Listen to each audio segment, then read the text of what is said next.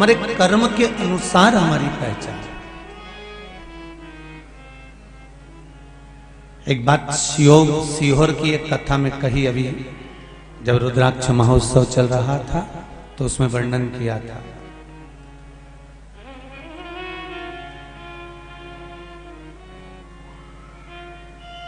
कथा में कहा था, व्यक्ति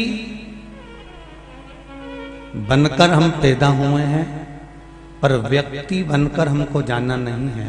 हमें व्यक्तित्ववान बनकर जाना है, कुछ अच्छा कर कर जाना है, जिससे संसार में दुनिया के लोग कभी हमारे जीवन में हमारा नाम ले सके। हमें केवल व्यक्ति बनकर नहीं मरना।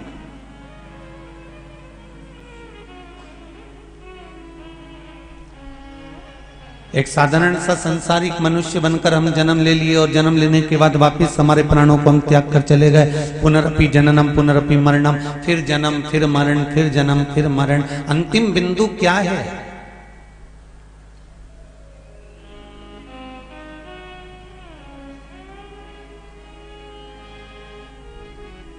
धर्म के लिए, अच्छे कर्म के लिए, सत्कर्म के लिए, भगवत भजन के लिए, भगवत स्मरण के लिए, भगवत चर्चा के लिए, भगवान की अविरल भक्ति के लिए कभी कभी हमको परिवार से भी लड़ना पड़ता।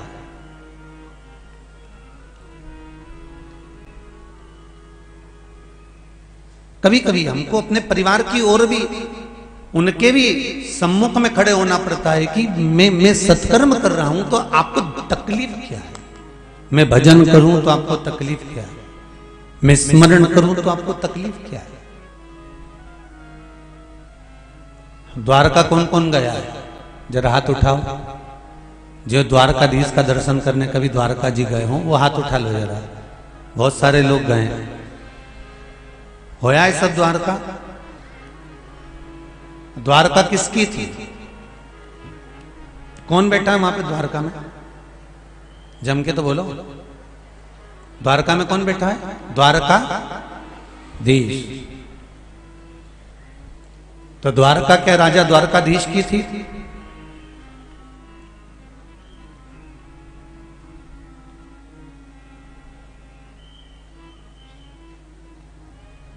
जिस द्वारका में द्वारिका नाथ बैठे हैं वो द्वारका द्वारकाधीश की नहीं थी। जिस घर में तुम रह रहे हो क्या वो तुम्हारा है? अरे जम के तो बोलो जीजियो, तुम्हारा है? नहीं। किसका था? दादा ससुर का। दादा ससुर को किसने दिया था? उनके पिताजी ने। उनको किसने दिया? उनके पिताजी ने। पिताजी पिताजी देते देते देते देते देते तब तुम्हारे ससुर के पास आया। ससुर के पास से फिर वो तुम्हारे पति के पास आए। पति से फिर वो तुम्हारे पुत्र के पास आए। पुत्र से फिर वो उसके पुत्र के पास आई। तो मकान तुम्हारा है क्या? जमीन तुम्हारी है? घर तुम्हारा है? नहीं। कोई कहे कि द्वारका द्वारकाधीश की है तो ये कह नहीं सकते कि द्वारकाधीश की है। ये भी एक विरोधाभास से राजा अनर्त के पिताजी ने एक दिन कह दिया था। राजा अनर्त से सारे के सारे पुत्र खड़े हुए थे और राजा अनर्त के पिताजी कह दिए कि सारा ब्रह्मांड की जितनी भूमि है, जितनी पृथ्वी है, सब मेरी है।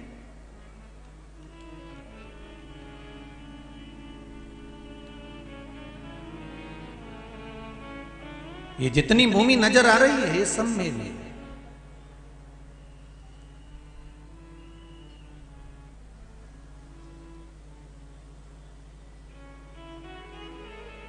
ये जितनी जमीन नजर आ रही है सब मेरी है।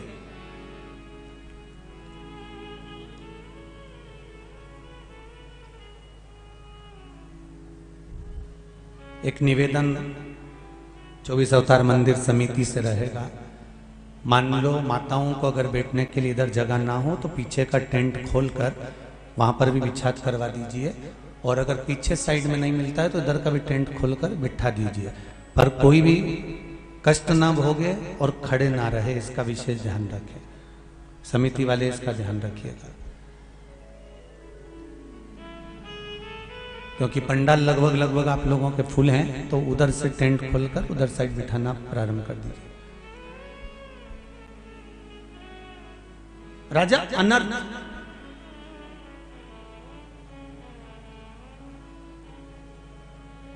और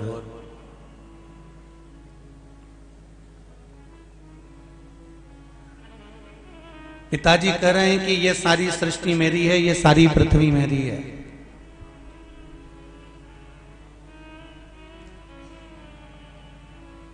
यहां पर सब दूर मेरा राज्य है। होता है कभी कभी हमारे मन में भी अहंकार उत्पन्न हो जाता है।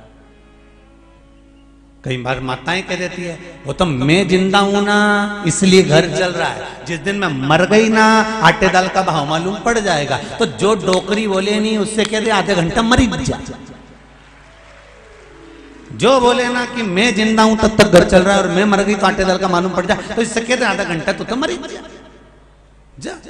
होता है। एक सेठ जी हमेशा कहते थे कि मेरे बिना कुछ भी अच्छा नहीं है, वो तो मैं कर रहा हूं तो सब हो रहा है, वो तो मैं संभाल रहा हूं तो हो रहा है, वो तो मैं कर रहा हूं तो हो रहा है। एक दिन सेठ जी अगर मेरा परिवार मुझे बहुत चाहता है, मेरे परिवार के लोग मुझे बहुत चाहते हैं, मैं मर गया ना तो मेरे पीछे पूरा परिवार मर जाएगा। मेरे घर के लोग मुझे इतना चाहते कि मैं मर गया तो मेरे परिवार के लोग मर जाएंगे। इतने में एक गुरुजी आ गए और गुरुजी ने कहा क्या सेठ जी तुम कहते हो कि मैं मर गया तो पूरा परिवार मर जाएगा, मैं मर गया तो पूरा परिवार मर जाएगा। मेरे को देखना है कि तुम्हारे मरने के बाद तुम्हारा परिवार मरता है कि नहीं मरता। इतने में सेठ जी बोले क्या महाराज फालतू की बात करते हो, मैं काय को मरूंगा भैया। गुरुजी ने कहा हमको तो केवल देखना है कि तुम्हारे मरने के बाद तुम्हारा परिवार तुम्हारे मरते हैं कि नहीं मरता। नहीं मैं अभी काय को मरूं। गुरुजी ने कहा बस केवल एक काम करो कि एक लोटा पानी दे रहा हूं, पानी पीते पीते थोड़ा सा लुढ़क जा, लुढ़कोगे और जैसे ही लुढ़कोगे तो बस थोड़ी देर के लिए आधा घंटा तुम सांस रोककर बस पड़ी जा, तुम्हारा श्वास रोक लेना और तुम पड़ी जाना। इसके बाद सब मैं देख लूंगा कि घर के लोग कितने तुम्हारे पीछे मर रहे हैं। इतने में सेठ जी बोले अगर मैं मर गया, मेरी पत्नी रो रो के मर जाएगी, मेरा बेटा मर जाएगा, मेरी बहू मर जाएगी, मेरा पोता मर जाएगा। इतने में गुरुजी बोले मुझे वही तो देखना है कितने मर रहे हैं, तुम लुढ़को तो सही। अब सेठ जी लुढ़कने को तैयार नहीं, सेठ जी लुढ़क नहीं रहे। आखिरी में गुरुजी ने खूब कहा तब उसने पानी का लोटा पिया और गुरुजी से सेठ जी बोले अगर मेरे परिवार को कुछ हो गया तो गुरुजी बोले वो मेरी गारंटी तो लुढ़क। और सेठ जी जो पानी पीते पीते लुढ़के और लुढ़कते से ही पत्नी चिल्ला चिल्ला के रोने लगी, बेटा रोने लगा, पोता रोने लगा, पत्नी धाड़ धाड़ के रोने लगी, नई नई डिजाइन में रोने लगी। खूब रोई, खूब रोई, खूब रोई। गुरुजी ने पूछा सेठानी क्यों रो रही हो, क्या हो गया। सेठानी कहती है गुरुदेव मेरा पति मेरा सेठ चले गया, गुरुजी मुझे बताया तक नहीं और चले गया। इतना रोए। इतने में गुरुजी बोले सेठानी तू दुख मत कर, बिल्कुल मत रो, मेरे पास एक ऐसी बूटी रखी है, तू खाएगी, तू मर जाएगी और तेरा सेठ जिंदा हो जाएगा। इतने में सेठानी रोते रोते बोली इनकी तो उम्र हो गई थी। रोते रोते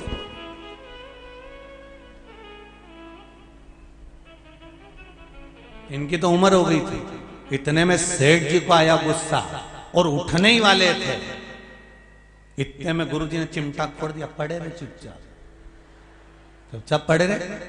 अभी तो कह रहा था कि मेरे पीछे मेरी पत्नी ने बच्चे सब मर जाएंगे। सेठ जी को लगा अभी तो कह रही थी कि तुम्हारी तो उम्र दिखती नहीं और क्या कि इनकी तो उम्र हो गई थी।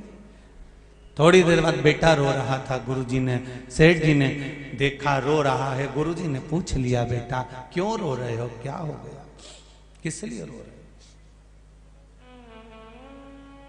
मेरे पिता चले गए, ये भी नहीं बताया कि किससे कितना लेना था। बाप नीचे पड़ा हुआ मन में सोच रहा बताओ बाप मर गया उसका गम नहीं, लेनदारी की पहले पड़ गई।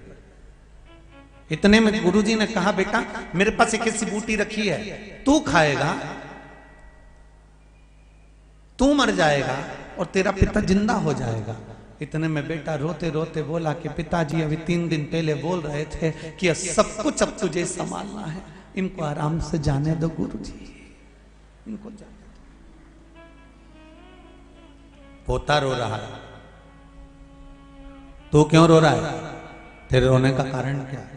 मेरे दादाजी चले गए, अब मुझे कुरकुरा कौन दिलाएगा? गुरुजी ने कहा ले ये बूटी तू खा ले, तू खाएगा तू मर जाएगा और तेरे दादाजी जिंदा हो जाएंगे। पोता रोते रोते बोला, गुरुजी तुम्हारे कोई आगे है ना तुम्हारे कोई पीछे है, बूटी तुम नहीं खा लो। सारे के सारे मिलकर वो बूटी गुरुजी को खिला रहे हैं, परिवार का व्यक्ति नहीं खा रहा।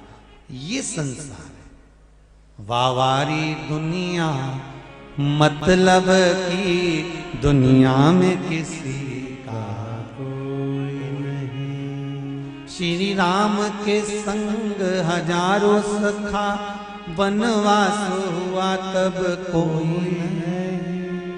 माता सीता के संग हजारों सखी जब हरण हुआ तब कोई नहीं।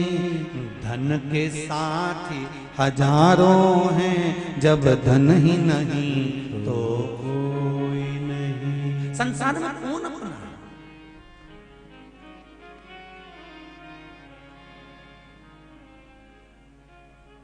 हमें लगता है सब अपने नजर आते पर कोई। इसलिए मालवा के संत श्री नागर जी महाराज एक बात कहते हैं, ऐसो कोई नहीं रे या हीरा को परखयो राम, कोई नहीं ऐसो कोई नहीं रे या हीरा को परखयो राम, कोई नहीं। जोगी आया भोगी आया ढोंगी आया रे, और गुरु आया गांव में तो कोई नहीं रे, ऐसो कोई नहीं रे या हीरा को परखयो राम, कोई नहीं। कौन है आप?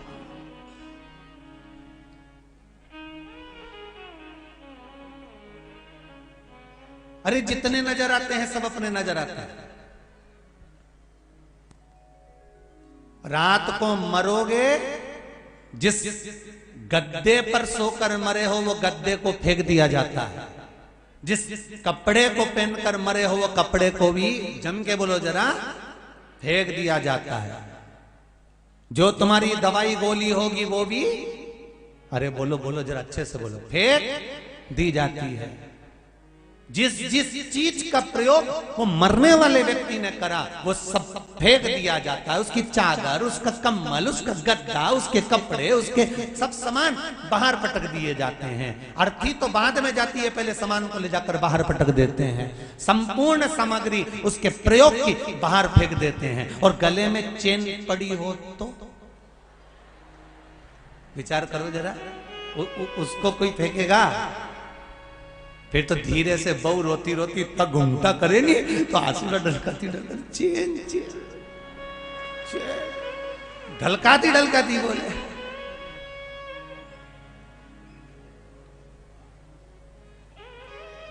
बहुवन 2 बार इतना घूंघट करे, इतना घूंघट बहुवन 2 बार करे। पहले तो सब करते थे इतना घूंघट, पर आज के जमाने में कोई करे? अब तो 2 बार करे इतना। केवल एक बार ब्याह करके आए नहीं, शादी करके आए तो घरे इतना मुंडा करके आए, इतना घूंघट करके आए। क्यों? क्योंकि मुंह दिखाई हुए तो सोने की रकम मिले। और दूसरी बार इतना घूंघट जब करे जब घर में डोकरा डोकरी मरे, जब घर में कोई बुढ़ा बुढ़ी मरे नहीं तब इतना घूंघट करे। क्यों? क्योंकि आंसुड़ा तो एक आए नहीं, बस डिजाइन में अंदर से चिल्ला आंसू आंसू तो कहीं आए नहीं। 2 बार इतना घूंघट।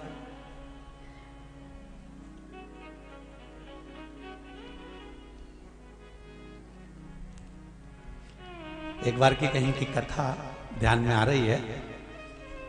एक हमारे कोई यजमान थे बुजुर्ग, वो चले गए। तो हमने कहा आशीष एक काम करो, गाड़ी इधर से जा रही है तो उधर से लेके चलो, क्योंकि जजमान चले गए तो अपन थोड़ा सा उनके यहाँ बैठ आएंगे, बहुत समय भी हो गया है, 4-6-8 दिन हो गए थे। तो अब उनको मालूम भी नहीं था कि गुरु जी आ जाएगा। वो सब, कोई बहू झाड़ू लगा रही थी, कोई बर्तन मांज रही थी, कोई काम कर रही थी, कोई काम, और सब अच्छी हंस बोल के काम कर रही थी।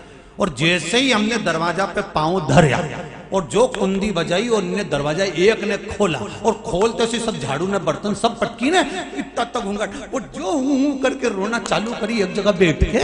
तो हमने आशीष से कहा, आशीष अभी तो अच्छी खासी झाड़ू लगा रही थी और अच्छी खासी बर्तन मांज रही थी, अब इसको हुआ क्या? बस फिर चालू हो कि दाई जी तो बढ़िया थे, रात के मक्का की 4 रोटी खाए थे। अब मन में आया, मतलब तुम रोटी भी गिन रहे थे? 4 रोटी खाई, मक्का की खाई तो सही, पर पता नहीं चला। जीवन बड़ा विचित्र है। राजा अनर्त ने अपने पिताजी से कह दिया, पिताजी आप कह रहे हो कि यह संपूर्ण ब्रह्मांड, संपूर्ण सृष्टि, संपूर्ण पृथ्वी आपकी है, पर राजा अनर्त कहते हैं अपने पिता से, मैं जानता हूं ये संपूर्ण पृथ्वी मेरे भगवान श्री हरि नारायण की, ये संपूर्ण पृथ्वी मेरे महादेव की, ये संपूर्ण पृथ्वी मेरे भगवान की है। हमारा क्या है?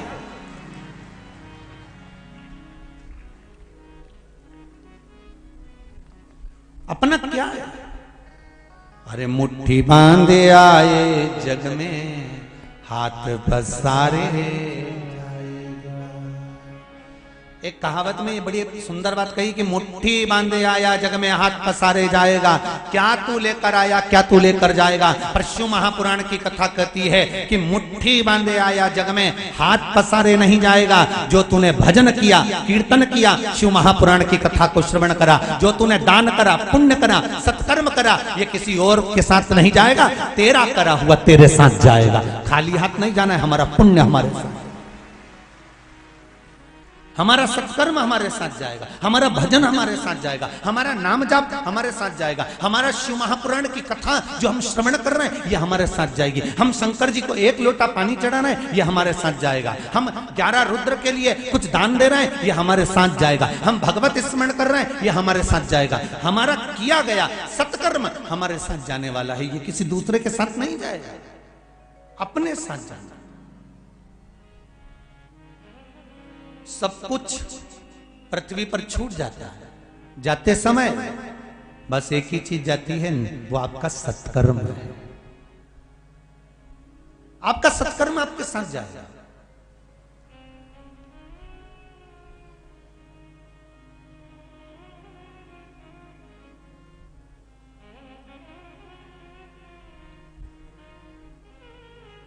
अरे भाई, अवस्था तो यूं ही जा रही है, चली जा रही है उम्र धीरे धीरे, चली जा रही है उम्र धीरे धीरे, बुढ़ापे का होगा असर धीरे धीरे, झुकी जा रही कमर धीरे धीरे। ये संसार सागर में हम जन्म लिए, ये अवस्था के अनुकूल ये ढलती चली जाए। अगर कुछ साथ दिया है तो वो केवल आपका भजन, अगर साथ दिया है तो वो आपका स्मरण, अगर साथ दिया है तो वो आपका नाम कीर्तन। देखो एक पत्र में किसी बेटी ने लिखा है, पत्र बहुत सारे हैं, जितने पढ़े हैं वो यहाँ हैं और बहुत पढ़ने रह गए हैं।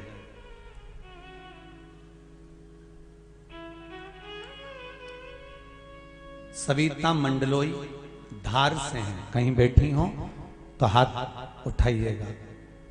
सविता मंडलोई धार से कहीं बैठी दिख रही हो तो हर हर महादेव बोल देना।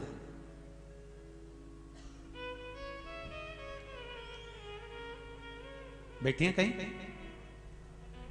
सविता मंडलोई, दोनों हाथ उठाकर हर हर महादेव बोल दो एक बार, कहीं बैठी हो तो।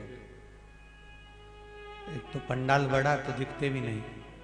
श्री शिवाय नमस्तुभ्यं। कहीं बैठी हो तो हाथ हिला देना सविता जी मंडल। आपने पत्र में लिखा है, गुरुजी मजदूरी करती थी, पत्र लिख रही, बेटा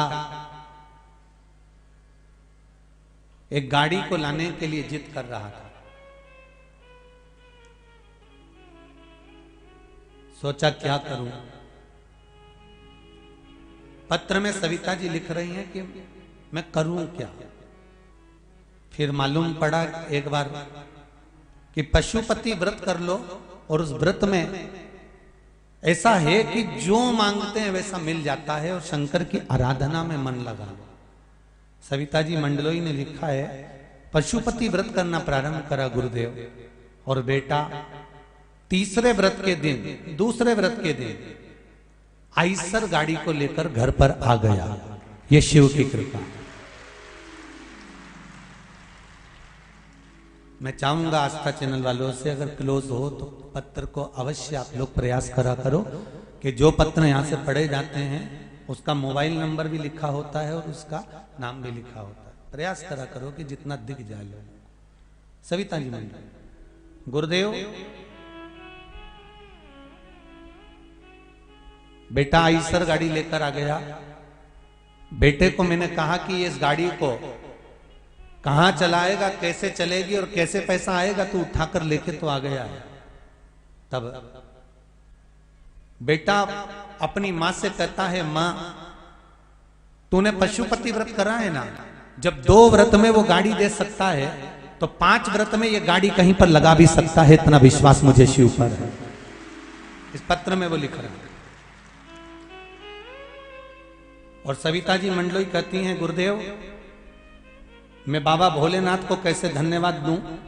5वां व्रत पूर्ण हुआ था और एक कंपनी से मेरे बेटे के पास खबर आ गई और गाड़ी हमने लगा दी, जिसकी किस्त पूरी भरा रही है और गाड़ी चल रही है। एक वर्णन और लिखा है इसके पीछे, गुरुदेव एक पुरानी सी दुकान थी झोपड़े की, भोलेनाथ जी से मैंने निवेदन करा था और एक जल में चंदन का पानी डालकर शिव जी को समर्पित करा था, जो बेलपत्री के पेड़ के नीचे करना था। ये पत्र कह रहा, मैंने वो करना प्रारंभ करा।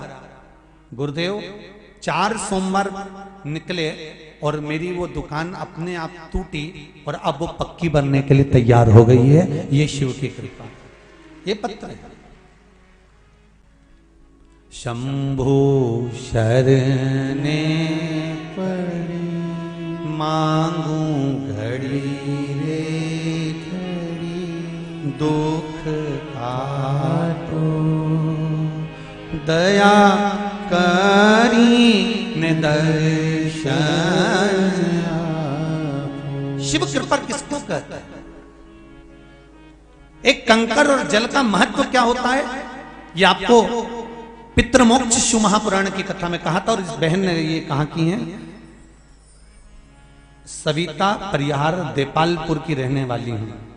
कहीं बैठी है सविता जी परिहार देपालपुर, कहीं बैठी हो तो हाथ उठा सकती हैं। इन्होंने पत्र में लिखा है, गुरुदेव मेरी बहन की अचानक तबीयत खराब हो गई थी, जो गोमटगिरी की रहने वाली है। उनको हॉस्पिटल में भर्ती कर दिया गया था।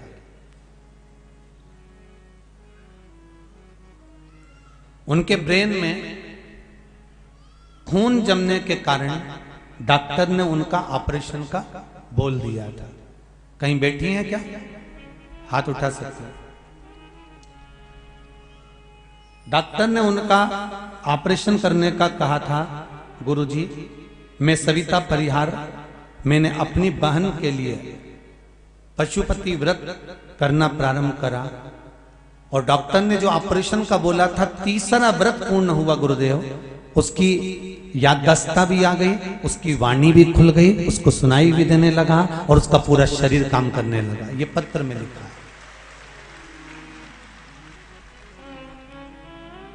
शिव कृपा किसको कहते? शंकर की करुणा किसको कहते हैं? लोग कहते हैं शिव भक्ति में है क्या, हम कहते हैं शंकर का गुणगान करो तो सरी।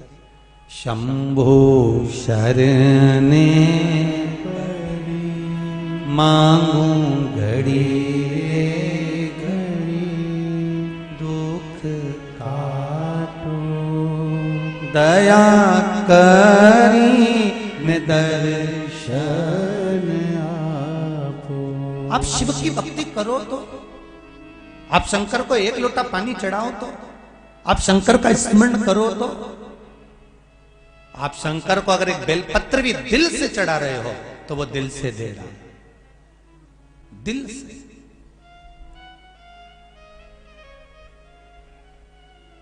एक बहन ने तो पत्र में लिखा है, गुरुजी एक बार मैं शिव मंदिर में किसी कार्य के लिए गई थी और वो कार्य बहुत जरूरी था और आपने कहा था कि मंदिर की बेलपत्र उठाकर मंदिर में शिव जी को चढ़ा देना। मंदिर गई तो बेलपत्र नहीं थी, घर से बेलपत्र ढूंढती ढूंढती गई तो बेलपत्र नहीं थी। आपने कहा था गुरुदेव अगर बेलपत्र नीवी मिले तो अपने हाथ की ये 3 उंगली शंकर जी के शिवलिंग पर स्पर्श करा देना और शिव जी को कह देना कि बेलपत्र चढ़ा रही हूं, स्वीकार कर लेना। मैंने केवल उंगली लगाकर बाबा से विनती करी और गुरुदेव मेरा वो कार्य 24 घंटे के अंदर पूर्ण हो गया। केवल उंगली का स्पर्श मात्र कर लेना।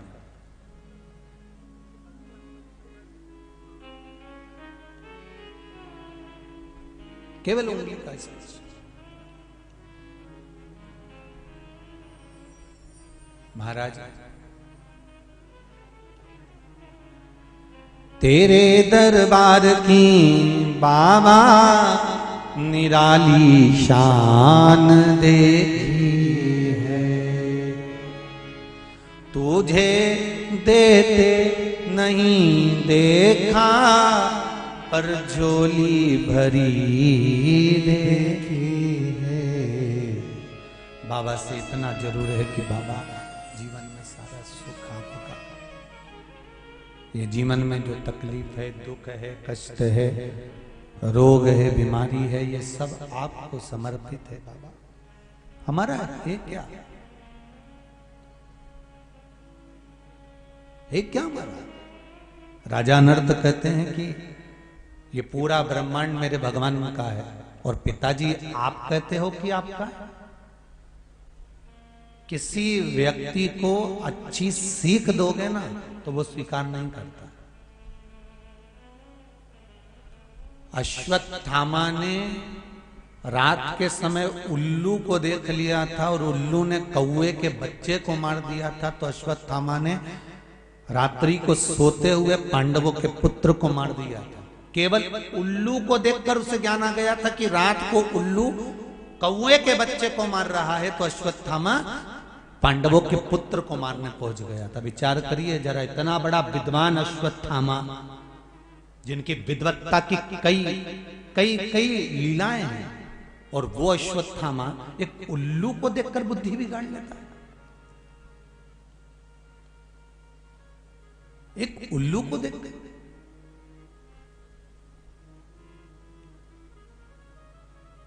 अच्छी बात लोगों के दिमाग में कम बैठती है, बुरी बात होगी ना तो जल्दी बैठ जाती है। जैसे एक महाराज जी प्रवचन दे रहे थे, महाराज जी ने खूब सुंदर भागवत जी सुनाई, खूब सुंदर महाभारत सुनाई, खूब सुंदर गीता जी सुनाई।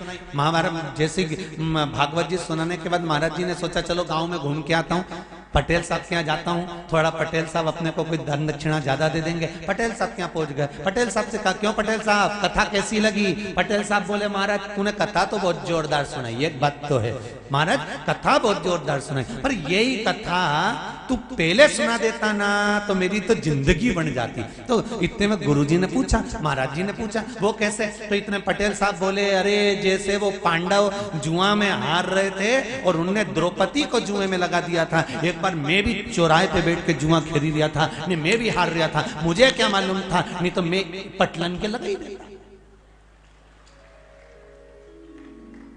मैं भी पटलन के लगा देता।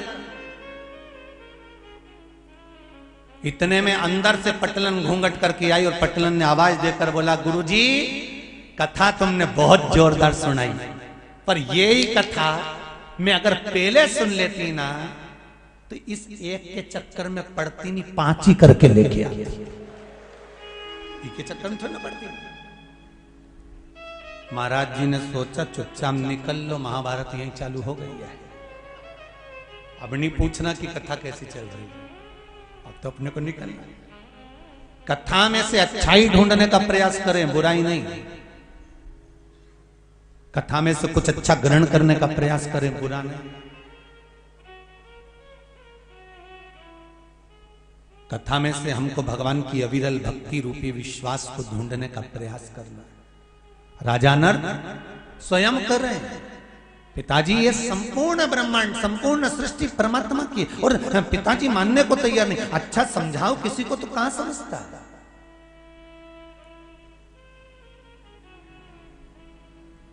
नहीं समझो।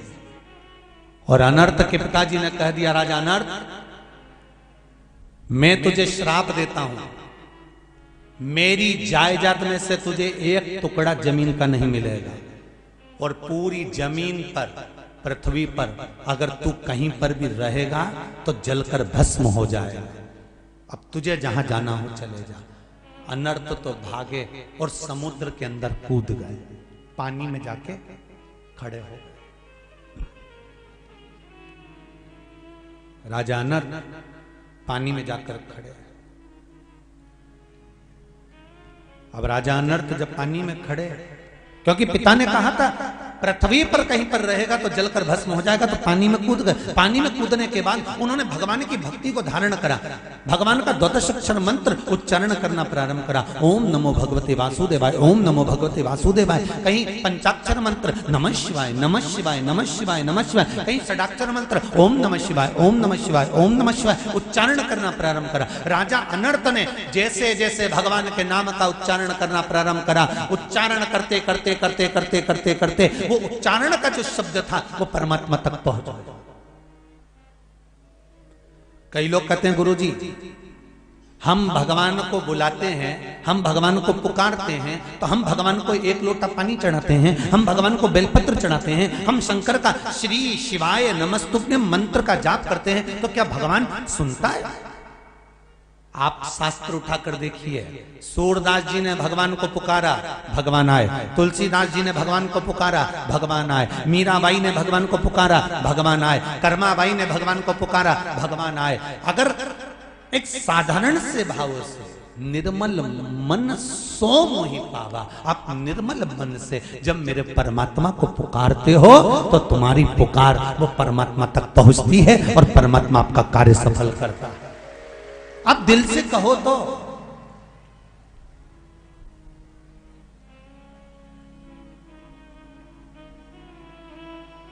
आप दिल से भगवान को पुकारो तो,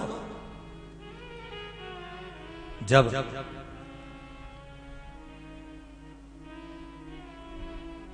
आप दिल से पुकारोगे तो वह दिल से सुनेगा। भगवान शिव की कथा कह रही है, उगरदानी त्रिकालदर्शी कैलाशी की कथा कर रही है। राजा अनर्थ के मन में यह भाव जागृत और मंत्र का उच्चारण करना प्रारंभ करा। जल के अंदर खड़े रहकर, जल के अंदर रहने के बाद में जल के भीतर रहकर ओम नमो भगवते वासुदेव, कभी पंचाक्षर ओम नमः शिवाय, कभी षडाक्षर ओम नमः शिवाय, मंत्र का उच्चारण कर रहे हैं। भगवान विष्णु प्रकट हो गए। मांगो, क्या चाहिए तुमको, बोलो। राजा अनर्थ ने कहा प्रभु बस एक कृपा कर दो, मेरे पिता ने मुझे श्राप दिया है, पृथ्वी पर कहीं नहीं रह सकता। यदि पृथ्वी पर रहूंगा तो जलकर भस्म हो जाऊंगा। अगर मान लो मैं पृथ्वी पर रहता हूं तो जलकर भस्म हो जाऊंगा। भगवान विष्णु ने उसी समय पर सुदर्शन चक्र दिया और सुदर्शन चक्र से कहा जाओ बैकुंठ का ईशान कोण काट कर लिया। सुदर्शन चक्र गया, बैकुंठ का ईशान कोण काट कर लेकर आया। वो ईशान कोण जो बैकुंठ का था वो पानी में जैसे ही डालने लगे, रखने लगे कि तुम्हें पृथ्वी पर नहीं रहना, तुम्हें पानी पर रहना। पानी में जैसे ही बैकुंठ का वो हिस्सा रखा, डूबने लगा। जैसे ही डूबने लगा तो भगवान विष्णु ने अपना सुदर्शन चक्र भेजा और उस बैकुंठ के हिस्से को अपने सुदर्शन चक्र पर रखा और राजा अनर्त से कहा, अनर्त अब तुझे पृथ्वी पर रहने की जरूरत नहीं, अब तू इस बैकुंठ के हिस्से पर रहना, अब तू इस पर निवास कर। सुदर्शन चक्र घूम रहा है तो वह बैकुंठ का हिस्सा भी घूम रहा है। राजा अनर्त खड़े होकर उस बैकुंठ के हिस्से का दरवाजा ढूंढ रहे थे कि दरवाजे में प्रवेश कहां से करना है, द्वार कहां, द्वार कहां, द्वार कहां, द्वार कहां, बार बार पूछा जा रहा था। तब भगवान विष्णु ने द्वार का रास्ता दिखाया, तब उसका नाम द्वारका पड़ गया महाराज, तब पड़ा उसका नाम। तो द्वारका किसकी है, जम के बोलो जरा, राजा अनर्त की। अब राजा अनर्त द्वारका में रहने लगे। राजा अनर्त के घर में पुत्र हुए रेवत, रेवत के घर में बेटी हुई रेवती। रेवती के विवाह की तैयारी होने लगी, कोई ऐसा लड़का मिल जाए जो इस गदा युद्ध में रेवती को हरा दे और रेवती के साथ विवाह कर ले। तो रेवती का विवाह हुआ किसके साथ में, बलराम जी के साथ। अब द्वारका के राजा कौन हो गए, राजा रेवत ने कन्यादान में वो द्वारका रेवती को दे दी। तो रेवती के पति द्वारका के राजा बलराम जी हो गए, दाऊ जी हो गए। दाऊ जी द्वारका के राजा बनकर बैठ गए। समय आया और मेरे भगवान कृष्ण रुक्मणी जी को भगा कर लेकर आए, रुक्मणी को लेकर आए द्वारका। तो द्वारका में आते से रुक्मणी जी का जब मंगल विवाह हुआ तो कन्यादान करने के लिए ब्राह्मण ने कहा, इस रुक्मणी का कन्यादान कौन करेगा, इसके पिताजी तो आए नहीं। जब पिताजी नहीं आए तो कन्यादान कौन करेगा। तब रेवती ने अपने पति बलभद्र जी से कहा, स्वामी बड़ा भाई जेठ होता है, जेठ पिता के तुल्य होता है। अगर कोई कन्यादान करने वाला नहीं मिलता रुक्मणी का तो रेवती और बलभद्र कन्यादान करेंगे इस रुक्मणी का। इस रुक्मणी का कन्यादान बलभद्र और रेवती करेंगे। अपन दोनों चलकर कन्यादान करते हैं, चलिए। पर बलभद्र जी ने पूछा, रेवती कन्यादान में दोगे क्या इस रुक्मणी के। तो रुक्मणी जी कहती है, चिंता मत करो, जो मेरे पिता ने द्वारका दी थी वही मैं रुक्मणी के कन्यादान में द्वारकाधीश को दे देती, वही दूंगी। अब राजा अनर्त की द्वारका रेवत को मिली, रेवत से रेवती को मिली और रेवती से वो द्वारका द्वारकाधीश को मिली। वो कोई साधारण है द्वारका, हमको लगता है हमारा। अरे भाई, ब्रह्मा जी को ये महसूस हो रहा था, ब्रह्मदेव को, कि ये संपूर्ण सृष्टि का संचालन मैं कर रहा हूं। आप जब काम करते हो ना दुकान पर, खेती पर, तो आपको लगता है कि सब काम नहीं कर रहा। पर शिव महापुराण की कथा कहती है कि मेरा आपकी कृपा से सब काम हो रहा है, करते हो भोले बाबा मेरा नाम हो रहा है। हम कोई करने वाले नहीं, करने वाला तो मेरा देव अधिदेव महादेव है। कौन कर रहा है? पूछा स्वयं ब्रह्मा जी ने पूछा।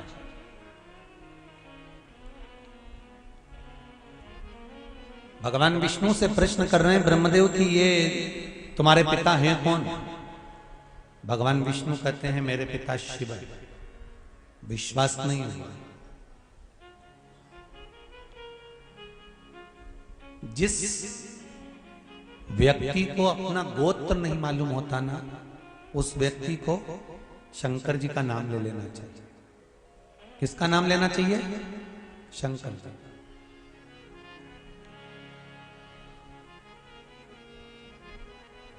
गोत्र का कितना झंझट है जरा समझ लेना जरा। श्रीमद् भागवत में आता है, भागवत जी सुनिए आप सबने।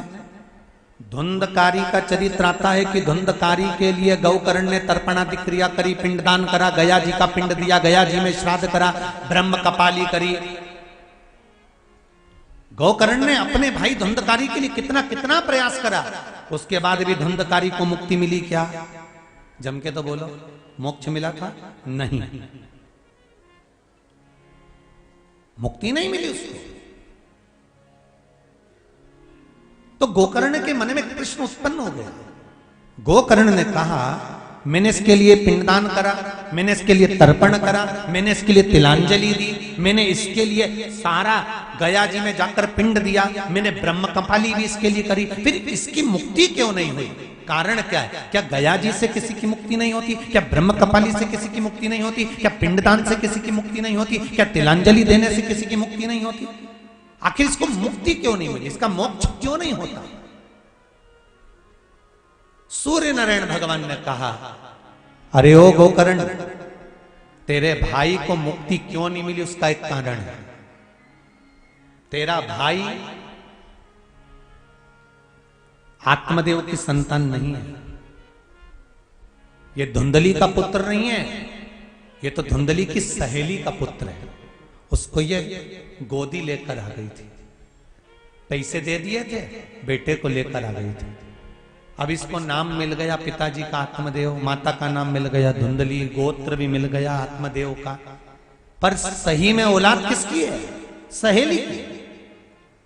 जिस समय पर इसका पिंड दिया जा रहा था, जिस समय पर इसका तर्पण किया जा रहा था, जिस समय पर इसकी तिलांजलि दी जा रही थी, गया जी में जब आप पिंडदान कर रहे थे, तर्पण कर रहे थे, तिलांजलि दे रहे थे, ब्रह्म कपाली में आप तर्पण कर रहे हो, तिलांजलि दे रहे हो, उज्जैनी में आप तर्पण कर रहे हो, तिलांजलि दे रहे हो, उस समय पर इसका गोत्र बोला जाता है। तुमने गोत्र कौन का बोला? आत्मदेव का। नाम किसका लिया पिताजी में? आत्मदेव का। माता का नाम क्या लिया? धुंधली का। पर इसके असली गोत्र को तुम नहीं बोल पाए, इसलिए ये तर नहीं पाया, इसलिए ये प्रेत योनि में पड़ गया, ये भटक रहा, ये तर नहीं पाया।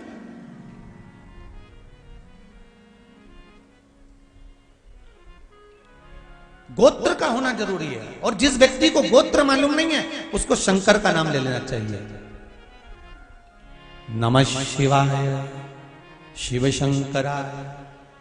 अब शिव का नाम, श्री शिवाय नमस्तुभ्यं, श्री शिवाय नमस्तुभ्यं। जब गोत्र नहीं मालूम तो शिव का नाम ले। मेरी माताओं से दो चीजें कहना चाहूंगा, पुरुषों से भी कहना चाहूंगा कि दो बातें अपनी जिंदगी में उतार कर रखना। जिंदगी में कभी धोखा नहीं खा सकते अगर दो चीजें आपने अपनी जिंदगी में उतार ली। एक, गौ माता को अपने घर से एक रोटी देना चालू कर दीजिए, जिंदगी में कभी धोखा नहीं खाओगे। जिंदगी में कभी धोखा नहीं खाओगे, बस गौ माता को एक रोटी देना चालू कर दो। और दूसरा, स्नान करते समय या भोजन करते समय या तीर्थ में क्षिप्रा, नर्मदा, गंगा, सरयू, सरस्वती, मंदाकिनी, जितनी भी नदियां पवित्र हैं, इसमें जब स्नान करो या घर पर स्नान करो, उस समय पर गंगे हर या नर्मदे हर, ये दो कहना चालू कर दो, कभी धोखा नहीं खाओ। दो चीजें अपने जीवन में धारण कर लीजिए। पहले नंबर का क्या? बोलो, जम के बोलो जरा। गौ माता को रोटी। और दूसरे नंबर का नर्मदे हर या फिर गंगे हर, हर हर गंगे या नर्मदे करो। क्या होता है नर्मदा हर कहने से,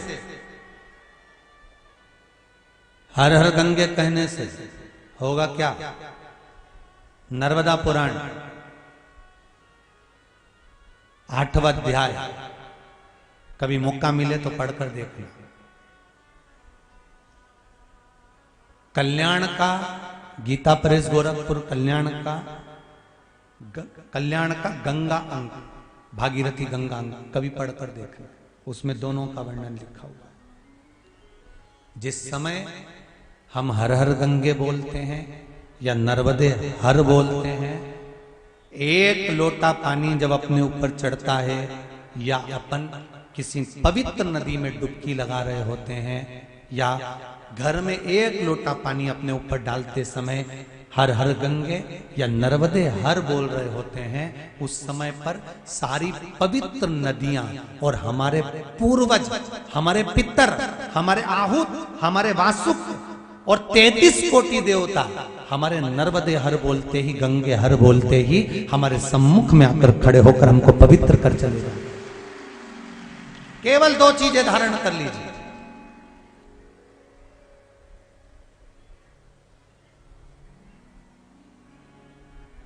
एक गौ माता की रोटी और एक गंगे हर, नर्मदे हर।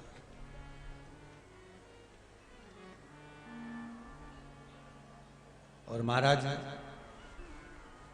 इसीलिए तो लोग शायद भजन में कहते हैं ना, मां नर्मदा तू है कलयुग की गंगा, दर्शन से तेरे मन हो जाए चंगा। केवल मात्र स्मरण से। अब इसमें कोई तुम्हारा पैसा लग रहा है क्या? जम के बोलो, कोई पूंजी लगी तुम्हारी? नर्मदे हर कहने में या गंगे हर कहने में या हर हर गंगे कहने में कोई पूंजी लग रही है आपको? जो करवा निर्मल मन से। एक पत्र में लिखा है, देखो,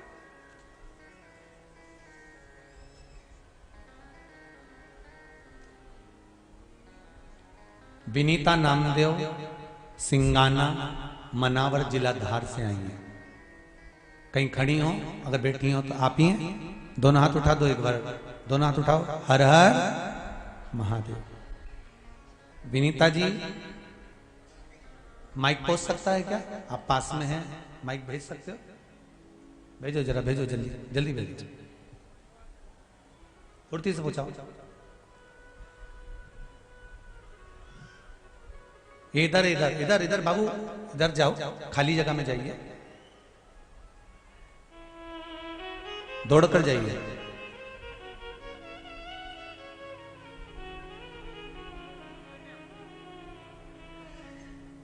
हाँ, ले जाओ दौड़ के बेटा। विनीता जी नामदेव सिंगाना मनावर जिला धार से आई हैं। श्री शिवाय नमोस्तम गिरी जी।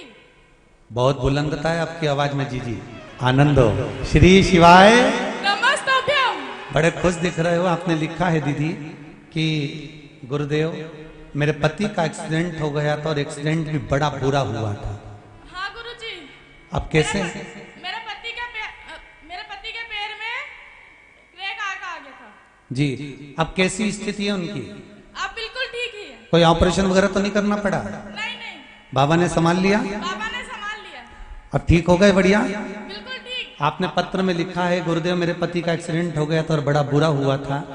डॉक्टर ने ऑपरेशन का बोल दिया था, परंतु मैंने शिव जी की आराधना करना प्रारंभ करी। आपकी कथा में जैसे बताया था वो उपाय करना प्रारंभ करा और मेरे बाबा ने सुन लिया, मेरे पति ठीक हो गए और ऑफिस जाना भी चालू हो गए। हर हर महादेव। अब तो प्रसन्न हो, बाबा का नाम ले रहे हो? हाँ। श्री शिवाय नमस्तुभ्यम। बैठिए श्री बैठिए शिवाय नमोस्तभ्यम। बैठिए बैठिए। शंभो शरणे मांगू घड़ी रे। एक पत्र और बड़ा सुंदर आया है। संजना जी पांडे कहीं बैठी हैं, इंदौर से आई हैं संजना पांडे। कहीं बैठी हो तो हाथ हिला दीजिए या हर हर महादेव बोल दीजिए। पीछे के लोग तो हमको दिख नहीं रहे भीड़ के कारण, पर कहीं बैठे हो तो जरूर बोलिएगा हर हर। संजना पांडे इधर हैं क्या कहीं? उन्होंने लिखा है पत्र में, गुरुदेव 4 सितंबर 2021 को सीहोर आई थी मैं, कुबेरेश्वर धाम में नौकरी का बोल कर गई थी मैं। कहीं बैठी हो तो हाथ जरूर हिलाना संजना जी पांडे। गुरुदेव मैं नौकरी का बोल कर गई थी और देवाधिदेव महादेव ने ऐसी कृपा करी गुरुदेव, 4 सितंबर को बोलकर आई थी, 8 नवंबर को आईसीआई बैंक में मेरा जॉब लग चुका है और मैं सर्विस कर रही हूं। 8 नवंबर। ये मेरा शिव है, ये मेरा शंकर है। उसकी भक्ति, विश्वास, दृढ़ता। और एक आपसे भी निवेदन करूंगा, जितने लोग इस पंडाल में कथा सुन रहे हो और जितने टीवी के माध्यम से या मोबाइल के माध्यम से कथा सुन रहे हो, कथा सुनने की तारीख, समापन की तारीख लिख के रखना। और जो इस 7 दिन में इस पंडाल में बैठकर 24 अवतार मंदिर की इस पावन धरा पर आप जो दिल से कहकर जाओगे, 3 महीने में बाबा आपकी मनोकामना पूर्ण जरूर करेंगे। मौका मिला है देपालपुर वालों, आस पास के जितने रहने वाले हैं, आपको भगवान ने खुद मौका दिया है कि अपने हृदय की बात कह लो। ये शिव महापुराण की कथा कोई साधारण नहीं है। स्वयं शंकर और सती भी सुनने के लिए गए थे और शिव जी ने कुंभज बाबा के आश्रम में एक बार त्रेता जुगमाही शंभु गए कुंभज ऋषि पाही। कुंभज बाबा के आश्रम में जाकर अपने हृदय की बात मांग ली थी कि मुझे राम का दर्शन हो, तो राम का दर्शन हुआ था। सती मैया ने सोच लिया था कि ये शरीर अग्नि में भस्म हो जाए, तो सती को भस्म होना पड़ा था। शिव महापुराण के अंतर्गत जो हम मांगते हैं, जो हम भगवान से कहते हैं, बाबा उसको स्वीकार करता है, मिलता जाता है। सहज नहीं है शिव को।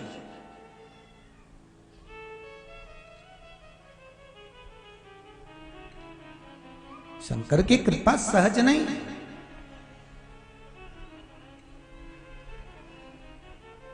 महाराज सब कुछ पड़ा रह जाना है, अगर साथ जाना है तो केवल तुमने जो शिव महापुराण की कथा का रस तत्व ग्रहण करा है, दान करा है, पुण्य करा है, ये हमारे साथ जाना है। बाकी का सब छूट।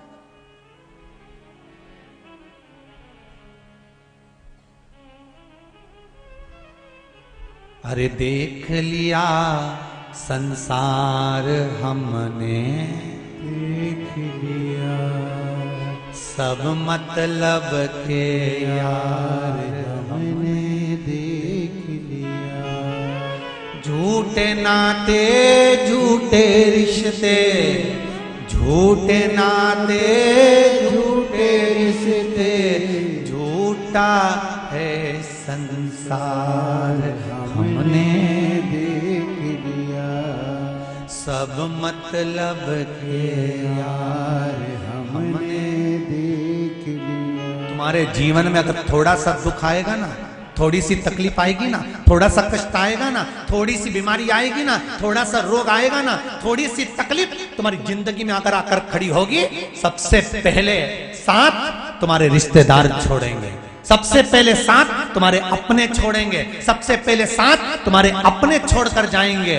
और आखिरी में जब कोई साथ नहीं आएगा, तब वो देवाधिदेव महादेव तुम्हारे सामने खड़ा मिलेगा, तब वो शिव सामने खड़ा मिलेगा। मेरा शंकर जब डॉक्टर भी हार जाते हैं, हाथ छोड़ देते हैं, तब डॉक्टर भी कहते हैं अब उसके हाथ में है। मतलब डॉक्टर को भी मालूम है कि एक डॉक्टर और ऊपर बैठा हुआ है जिसने गणेश जी का माथा जोड़ दिया, प्लास्टिक सर्जरी करने में नंबर बने। ससुर को बकरे का मुंह लगा देता है, बेटे को हाथी का मुंह लगा देता है, और मनुष्य के धड़ पर हाथी का मुख और बकरे का मुख लगाकर जोड़कर भी उनको जिंदा कर सकता है। तो वो देवाधिदेव महादेव, वो महामृत्युंजय ही हो सकता है, कोई दूसरा नहीं हो सकता। अकाल मृत्यु वो मरे जो काम करे चंडाल का, और काल उसका क्या बिगाड़े जो भक्त हो महाकाल का। जो शिव का उपासक हो उसका क्या बिगड़ना।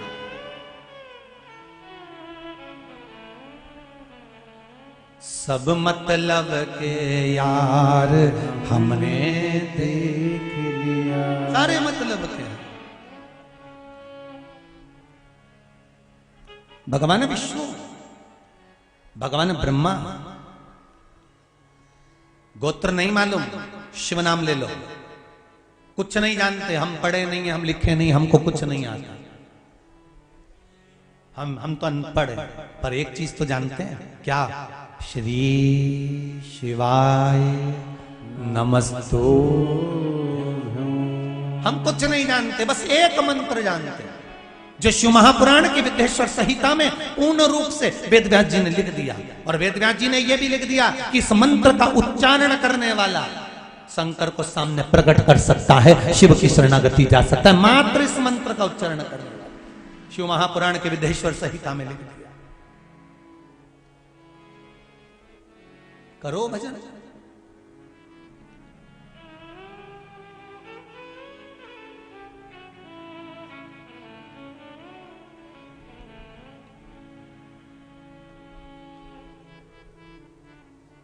जब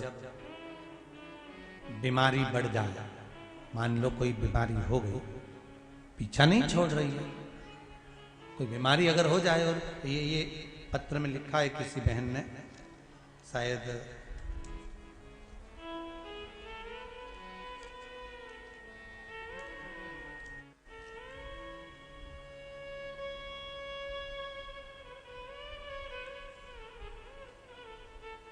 मंजू शर्मा, पीपलिया, बाजपुर, उत्तराखंड से आई हैं यहां पर कथा सुनने के लिए। उत्तराखंड, आप ही हैं? दोनों हाथ उठाकर बोल दो एक बार, हर हर महादेव। दीदी, आपने पत्र में लिखा है, गुरुजी मैं उत्तराखंड से आई हूं, पीपलिया, बाजपुर, उत्तराखंड से। अपने पति विनोद शर्मा के साथ आई हूं। आपके पति भी आए हुए हैं? कहां बैठे हैं? जरा वो भी खड़े हो जाएं। विनोद जी, आप ही का नाम है जी? हर हर महादेव। विनोद जी और मंजू जी, देपालपुर की इस पावन धरा में आप इतनी दूर से पधारे, आपका स्वागत, वंदन, अभिनंदन है। उत्तराखंड से आए हैं गुरुदेव हम लोग। टीवी पर कथा सुनते थे, रिजर्वेशन भी हुआ था, 2 मार्च को हमको वहां आना था रुद्राक्ष उत्सव में, पर वहां पहुंचते भीड़ बहुत थी, इसलिए हम लोग यहां कथा सुनने के लिए आए हैं। गुरुदेव, एक बात कहना चाहती हूं, पत्र में लिखा है दीदी आपने, मेरा बेटा बहुत बीमार रहता था, इलाज करवा करवा कर थक गए थे, ये पत्र में आप लिख रहे हैं। तब गुरुदेव आपने रुद्राक्ष का जल शिवजी को चढ़ाकर उस जल का पान करना बताया था। वो हमने करना प्रारंभ करा और मेरा बेटा अब बिल्कुल ठीक हो चुका है, इसलिए हम बाबा को प्रणाम करने आए। बैठिए मंजू जी शर्मा, विनोद जी शर्मा, बहुत बहुत साधुवाद, बैठिए। हर हर महादेव। हम उत्तराखंड से बाबा को केवल प्रणाम करने आए हैं, क्योंकि हमने कह दिया था कि हमारा पुत्र अगर ठीक हो जाएगा तो जहां शिव पुराण हो रही होगी उस पुराण को हम प्रणाम करने जाएंगे। बहुत बहुत साधुवाद। शिव भक्ति किसको, एक पत्र और है बड़ा सुंदर है, देखो पत्र में एक पत्र और बड़ा सुंदर है।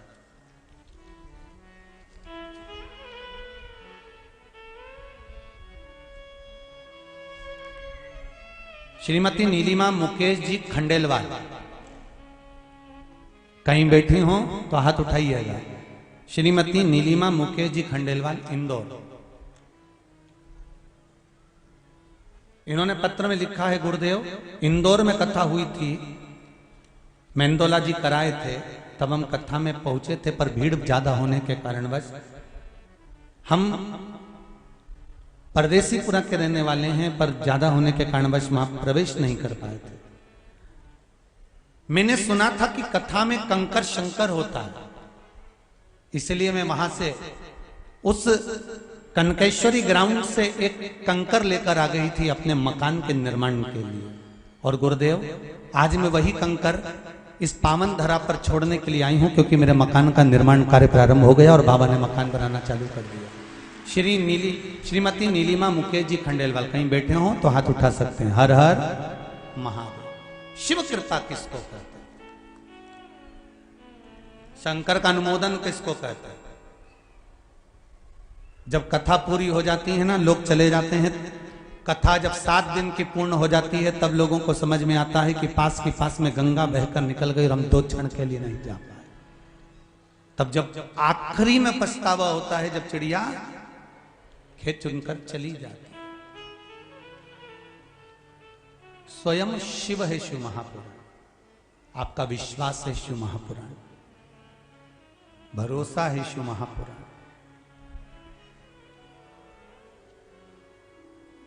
एक बहुत सुंदर भाव। मान लो कोई बीमारी पकड़ कर रख ली, जैसे शरीर में कोई गांठ हो गई या लीवर या किडनी किसी भी तरह से आपको तकलीफ दे रही है।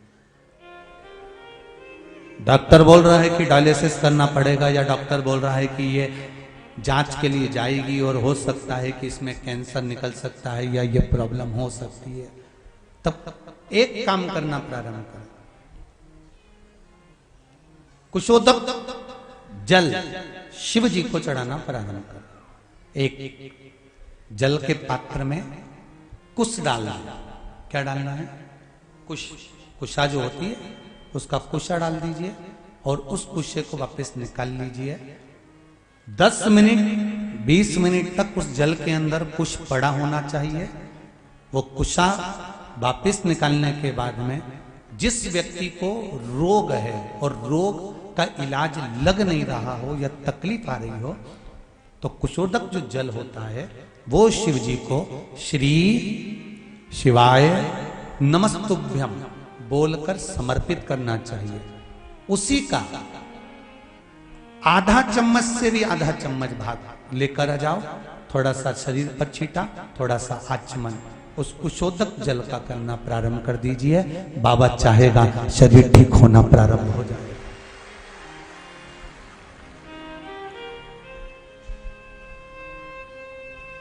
शिव को समर्पित करा गया।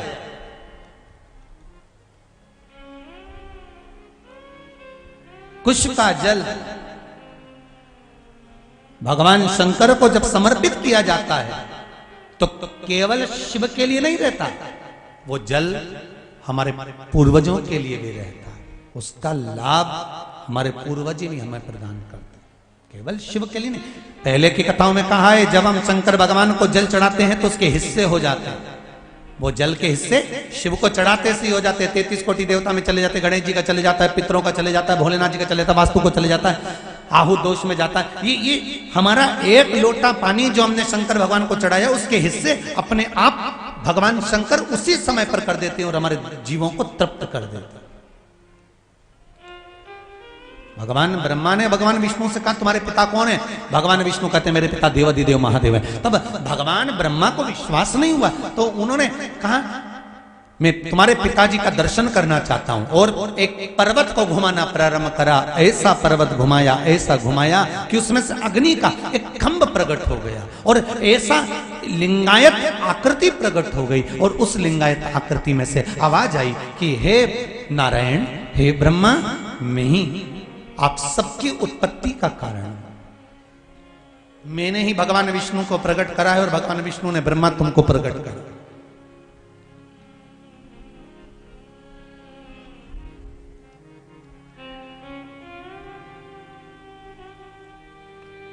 सुनो,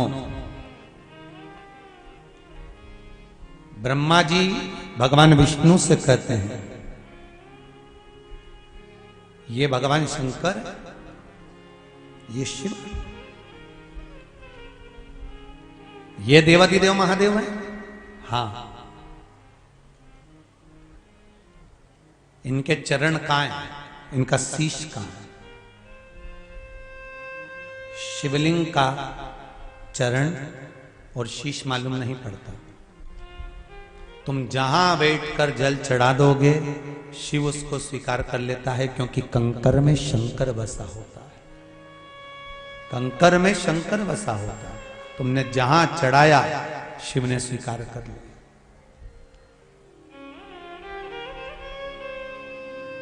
एक प्रैक्टिकल करके देखना, पूरे पंडाल में कहीं पर भी बैठकर 108 बार श्री शिवाय नमस्तुभ्यम का जाप कर कर देखना, मन की अभिलाषा से।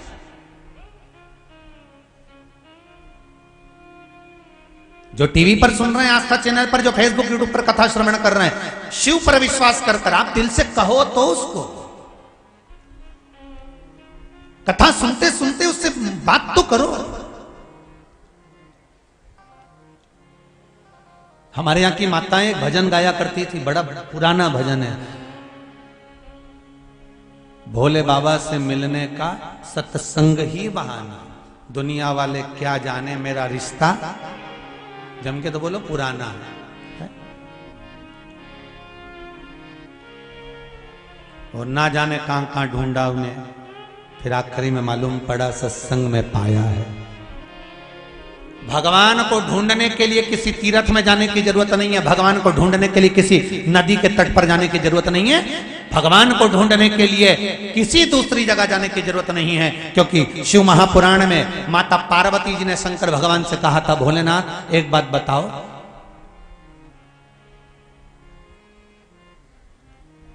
दुनिया के लोग आपको ढूंढते हैं, आप कहां छुपे होते हो? शंकर भगवान ने कहा, पार्वती मैंने छुपने का सबसे अच्छी जगह ढूंढ के रखी है। जब बच्चे छुप छुपैया खेलते हैं ना, तो वो अलग अलग जाकर छुपते हैं, कहीं पलंग के नीचे छुपेंगे, अलमारी के पीछे छुपेंगे, कहीं बैलगाड़ी के पीछे छुपेंगे, कहीं कहीं जाकर छुपेंगे, कहीं घास में जाकर छुपेंगे। भगवान शंकर से पूछा गया कि प्रभु आप भक्तों से जाकर कहां छुपते हो? तो भगवान पार्वती जी बोलती है, कैलाश पे जाकर छुपते हो, शमशान में जाकर छुपते हो, मंदिर में जाकर छुपते हो, गंगा जी के जल में जाकर छुपते हो, कि नर्मदा जी के जल में जाकर छुपते हो, कि किसी वन में जाकर छुपते हो? शंकर भगवान बोले, ये सब छुपने की जगह नहीं है, मैं ऐसी जगह छुपता हूं जहां भक्त मुझे कभी नहीं ढूंढ सकता। तो पार्वती जी ने पूछा, वो स्थान कौन सा है? शंकर भगवान कहते हैं, मैं भक्त के हृदय में जाकर छुपता हूं, क्योंकि वो सब दूर टटोलेगा और अपने भीतर झांक कर नहीं देखेगा। सारी दुनिया में हम भगवान को ढूंढ रहे हैं, पर अपने भीतर नहीं ढूंढ पा रहे।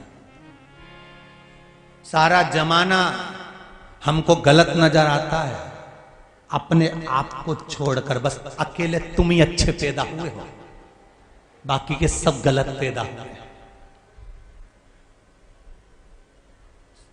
और हमेशा एक ही बात लोग कहते, जमाना खराब है। अरे भाई, नीले कलर का चश्मा लगाओगे तो सब, जम के तो बोलो, नीले नजर आएंगे। पीले कलर का लगाओगे तो सब पीले नजर आएंगे। लाल कलर का चश्मा लगाओगे सब लाल नजर आएंगे। काले कलर का चश्मा लगाओगे सब काले नजर आएंगे। जैसी तुम्हारी दृष्टि होगी सृष्टि वैसी नजर आएगी। जिससे मिलो एक ही बात कहता, जमाना बड़ा खराब है। मतलब तूने चश्मा खराब लगा कर रखा है, इसलिए सब खराब नजर आ रहे हैं। जिस दिन तू अच्छा लगा लेगा, संपूर्ण सृष्टि नजर आएगी अच्छी।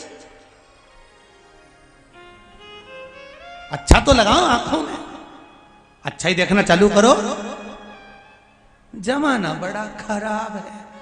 और जो बोलता है ना जमाना बड़ा खराब है, हम उनसे पूछ लेते ये बता कब अच्छा था, वो बताते। सतयुग में अच्छा था, हिरण्यकशिपु पैदा हुआ था जो अपने बेटे तक को नहीं छोड़ा। त्रेता में अच्छा था, रावण जैसा पैदा हुआ, विभीषण को लात मार के भगा दिया। द्वापर अच्छा था, कंस जैसा पैदा हुआ, दूध पिलाने मौसी आ गई। पूतना कौन सा अच्छा था? जमाना खराब है। जमाना खराब नहीं है, हमारे भीतर के विचार खराब है, हमारी दृष्टि खराब है, हमारी सोच खराब है। हमें अगर अच्छा देखना है ना, तो अपने आप को अच्छा बनाना पड़ेगा। सर्वे भवन्तु सुखिनः। हमको कुछ बुरा दिखे, स्वयं भगवान कृष्ण ने युधिष्ठिर से कहा, जाओ संसार में से कोई बुरा व्यक्ति ढूंढ कर लेके आ। और दुर्योधन से कहा, कोई अच्छा व्यक्ति ढूंढ कर लेके आ। दुर्योधन को अच्छा नहीं मिला, युधिष्ठिर को बुरा नहीं मिला, क्योंकि युधिष्ठिर सब में अच्छा ही ढूंढ लेता था और दुर्योधन सब में बुरा ही ढूंढ लेता था। सास सोचती है कि मेरी बहू को सुधार दूं, बहू सोचती है डुकरिया में तुझे ऊपर से धार दूं। सुधरे कौन? कौन सुधरता? इसलिए फिर निवेदन है कि हमें देख लिया संसार हमने देख लिया, सब मतलब के यार हमने देख लिया। कितने मतलबी लोग संसार में, कितना मतलब भरा हुआ है साहब।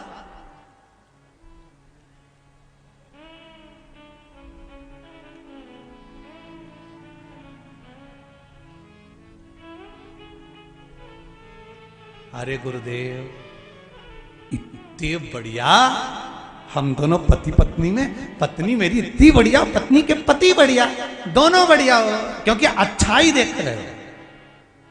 बहन कहती मेरा भाई अच्छा है, भाई कहता मेरा बहन अच्छी, मतलब अच्छाई देख रहे हो। सुबह से उठे, पड़ोसन ने झाड़ू लगा के कचरा तुम्हारे दरवाजे पे पटक दिया, सुबह से भगोने जैसा तुम्हारा मुंडा हो गया। क्या करना? उसने कचरा पटका है ना तुम्हारे दरवाजे पर, सवेरे सवेरे कचरा दरवाजे पे ही पटका है ना, समझ लो उसने अपने दरवाजे की लक्ष्मी बटोर के तेरे दरवाजे पे लाके डाल दी। इससे बढ़कर प्रसन्नता और क्या होना चाहिए? तो उस कचरे में भी अच्छा ही देखना। व्यापार अच्छा चल रहा था, बंद हो गया, टेंशन में आ गए। परसों के दिन हमारे मामा जी आए थे, दुकान पे बैठे थे। उनकी मामी जी जो है ना वो एसी है, कुछ ना कुछ कर रही होगा, इसलिए दुकान बंद हो गई। क्या करा था? बाद में एक नींबू मिला था हमारी दुकान में से, फिर बस वो दुकान में नींबू मिला, उस दिन से हमारी दुकान चलना बंद हो गई। अरे तुम्हारी दुकान पे नींबू डाला, कहीं का आ जाए और हमारे यहाँ लाके डाल के जाए कि हम एक नींबू पटक के आए तो हम दरवाजे पे लिख दें कम से कम एक साथ 12 नींबू पटको हम अचार डालेंगे। क्या दिक्कत है इसमें? किसी के करने से कभी कोई बुरा नहीं हो सकता। अगर किसी के करने से बुरा होता तो सबसे पहले लोग मोदी के पीछे पड़े रहते और उसका बुरा कर देते। किसी के बुरा करने से अगर बुरा होता तो वो टाटा बिरला, वो अंबानी, जिनकी बड़ी बड़ी फैक्ट्रियां चल रही है, अगर छूमंतर करने वाला होता, टोना टोटका करने वाला होता तो सबसे पहले इनको ही निपटाता। पर ये तो चकाचक रह रहे हैं। तुम्हारे यहां कुछ भी नहीं और बुरा तुम्हारा ही करेगा। ऐसे ऐसे भेरू पैदा हो गए, ऐसे कोई किसी का बुरा नहीं कर सकता। शिव महापुराण की कथा कह रही है, शंकर भगवान कहते हैं मृत्यु लोक में कंकर में शंकर है, एक एक भूमि के कण कण में शिव समाया है। जब स्वयं शंकर कंकर में बैठा हुआ है तो दुनिया में किसी की सामर्थ्यता नहीं कि कोई बुरा कर दे। तुम तो बेहतरीन, अगर कोई तुम्हारा बुरा भी करे ना तो चेहरे पे स्माइल रखो, खजूर वाली चोटी करके खूब जूड़ा बांध के चकाचक चल चल चल। आग लगे बस्ती में, अपन रहो मस्ती में। क्या किसको रोइए, चादर तान के सोइए। किसी के चक्कर में मत पड़ना, नहीं तो लोग तुरंत तुमको पगला बनाने में नंबर 1 बैठे रहेंगे। न नारियल ने दाना लेके अगरबत्ती लेके पहुंच जाओगे और घूमता घूमता व्यक्ति यूं बोलेगा तेरे ही घर का है, और जैसे ही तुम उसके आगे उसने एक ही बोला तेरे ही घर का है। मतलब इसको समझ में आ गया कि मेरी 4 दिन पहले जेठानी से लड़ाई हुई थी, उसी ने कुछ करवाया, अब जेठानी से मुंह फुला के फिर रहे। अरे क्यों? देवी देवता कभी किसी का घर नहीं तोड़ते साहब। देवता कभी नहीं कहते कि तेरे घर वालों ने करा है। देवता तो ये कहते हैं हमने दोष देखा वास्तु में, पत्रिका में दोष देखा, वास्तु में दोष देखा, पाइप बदल लिए, घर बदल लिए, पत्रिका बदल ली, अंगूठी बदल ली, सब कुछ बदल लिया। सारी दुनिया में पितृ दोष देखा, वास्तु दोष देखा, काल सर्प दोष देखा, पर एक दोष नहीं देख पाए कि अपने भीतर क्या दोष है। वो दोष अपना देखो ना कि हम कैसे हैं। हम दुनिया को सुधारने चले, अपना दोष नहीं देख पाते। इसलिए निवेदन है, हरियो जी जियो देवपालपुर वालियों,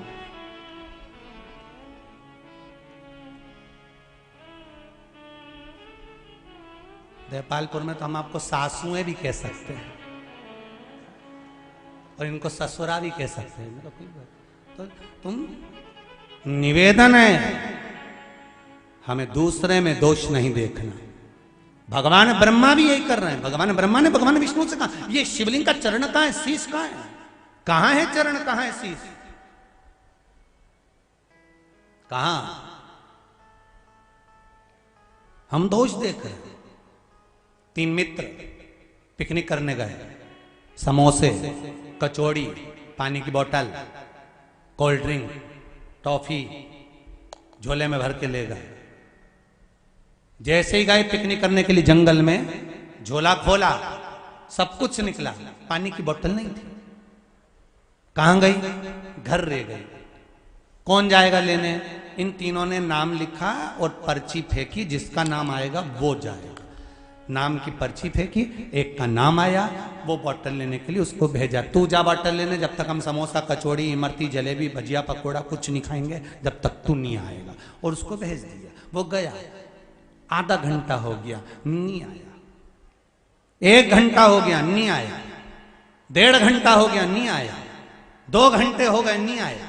इन दोनों ने विचार करा, उसकी मम्मी पापा ने कहीं काम पे लगा दिया होगा, चलो कचौड़ी समोसा निकालो और खाने की तैयारी करो। इनने कचौड़ी समोसा निकाला और निकाल के दोनों ने समोसा लिया और मुंह में ले जाने ही वाले थे, इतनी देर में वो पेड़ के पीछे से आ गया और आते से ही बोला मुझे पहले ही मालूम था कि तुम दोनों खा जाओगे, इसलिए मैं गया ही नहीं। वो मैं ही खड़ा।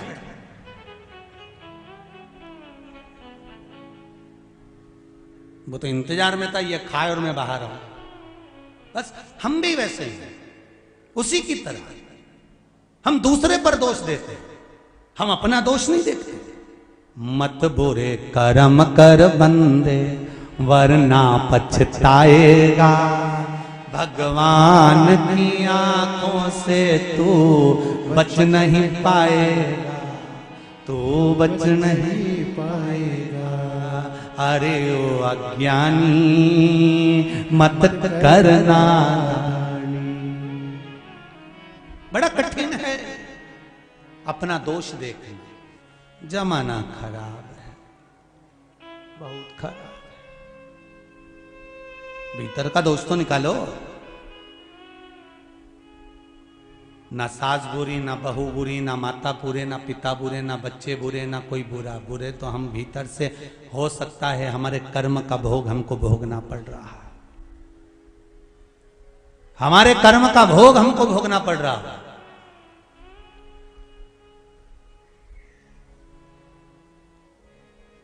इसीलिए बार बार कहते हैं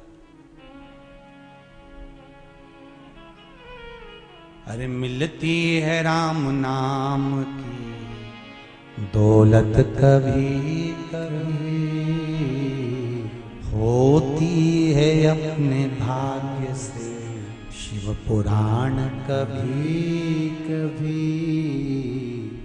दौलत को पाके तुम कभी अभिमान ना करो,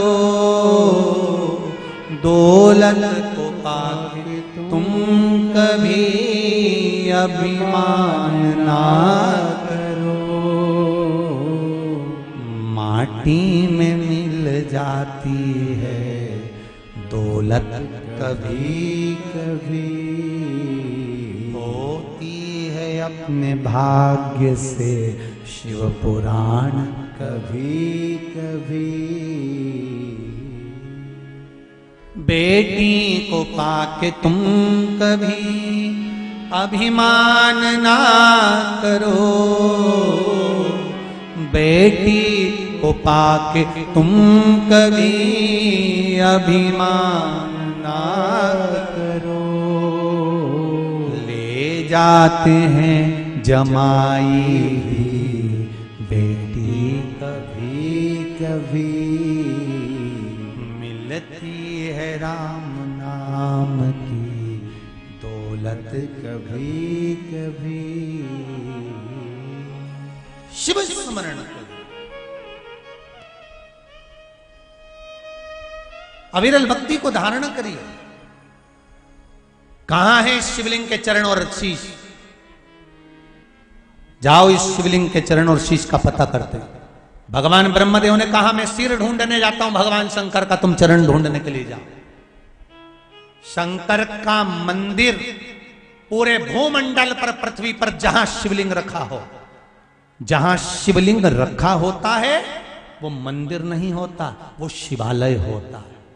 शिवालय का मतलब होता है शिवालय में पट नहीं होता, शंकर के हृदय में कपट नहीं होता, और शंकर के ऊपर जल चढ़ाने वाले को कभी खटपट नहीं होता। इतना याद रखना। 3 चीजें, शिव मंदिर में पट नहीं, शंकर के हृदय में कपट नहीं, और शंकर के भगत के जीवन में कभी खटपट नहीं।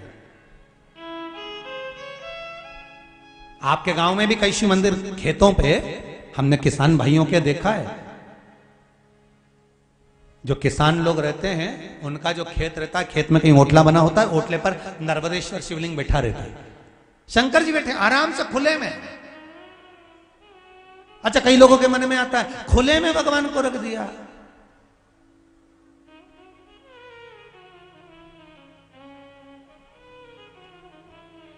स्वयं पार्वती जी ने एक बार शंकर जी से कह दिया, भगवान विष्णु के मंदिर में ताले लगते हैं, देवी जी के मंदिर में ताले लगते हैं, सारे देवताओं के मंदिर में ताले लगते हैं, तुम्हारा भगत तो ऐसा होता है कहीं पे भी बिठा देता, हमें ताले की जरूरत ही नहीं होती। शंकर भगवान बोले हमारे पास कुछ होएगा तो ले जाएगा, कुछ हो तो ले जाएगा।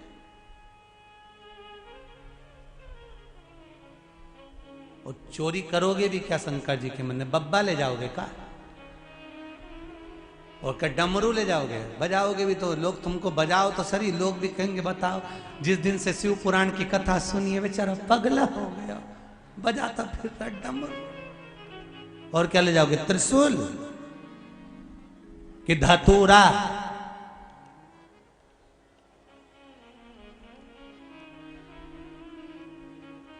घर घर शंभो शिव की पूजा, घर घर शंभो शिव की पूजा, दर्शन गंगा जी को, दर्शन गंगा जी को, सखीरी मोहला दे ये काशी को।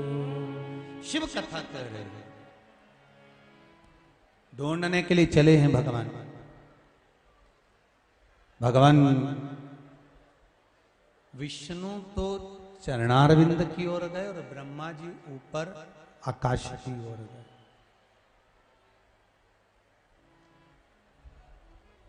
एक बात ध्यान रखिए अपने जीवन में,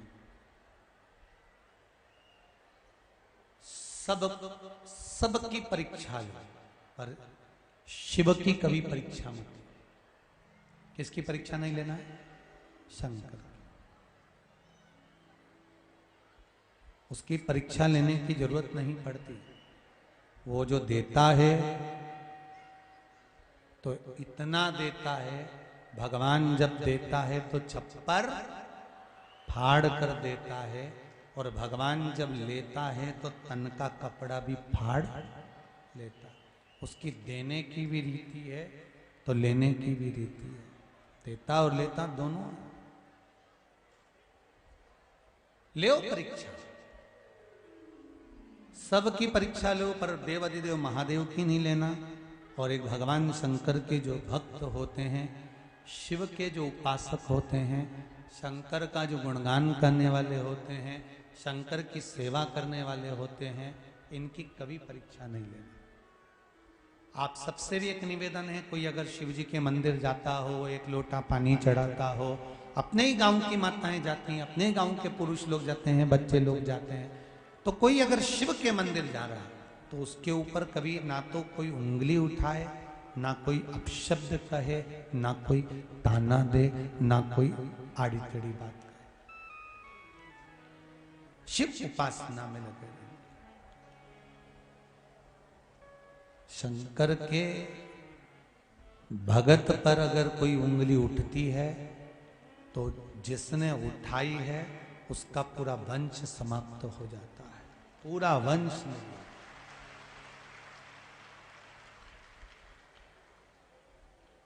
शंकर के भक्त पर उंगली ना उठे महाराज। अब भगवान विष्णु शिवलिंग का चरण देखने के लिए गए, पर चरण नहीं मिला, वापिस आ गए। ब्रह्मा जी ऊपर गए, एक केतकी के फूल को तोड़ लिया उन्होंने। पूछा, केतकी से कहा कि तुम मेरे साथ चलो और नीचे चलकर भगवान विष्णु के सामने कह देना कि ब्रह्मा जी को भगवान शंकर का शीश मिल गया। केतकी ने बोला कि मैं बोल दूंगी, पर इसमें लाभ क्या है मेरा। ब्रह्मा जी ने कहा, मैं तुम्हें सुगंधित बना के रखूंगा और सारे देवताओं पर तुम चढ़ोगे। अगर भगवान विष्णु ने मेरी बात नहीं मानी तो सामने से गाय निकल कर जा रही थी तो गौमाता को पकड़ लिया ब्रह्मा जी ने और गौमाता से कहा, हे गौमाता चलो हमारे साथ। भगवान शंकर के सामने चलकर कह देना कि ब्रह्मा जी को भगवान शंकर का सिर मिल गया। गौमाता ने कहा, मैं झूठ काय को बोलूं। ब्रह्मा जी ने कहा, सबसे पहली रोटी बनेगी तुमको मिलेगी। एक रोटी के चक्कर में गौ माता ने झूठ बोल दिया। नीचे आए भगवान विष्णु से ब्रह्मा जी ने कहा, नारायण प्रभु आपको क्या भगवान के चरण मिल गए? भगवान विष्णु ने एक ही बार में पूरा झंझट ही मिटा दिया। भगवान विष्णु ने सत्य कह दिया कि मुझे भगवान शंकर के चरण नहीं मिले। जैसे ही भगवान विष्णु ने कहा कि मुझे चरण नहीं मिले, शंकर भगवान ने कहा, स्कंद पुराण में लिखा है, सत्यनारायण भगवान की कथा स्कंद पुराण से निकली है। भगवान शंकर ने कहा, ए भगवान विष्णु तुमने मेरे सामने सत्य बोला है, इसलिए आज से पृथ्वी पर तुम सत्यनारायण भगवान बनकर पूजे जाओगे। सत्यनारायण भगवान।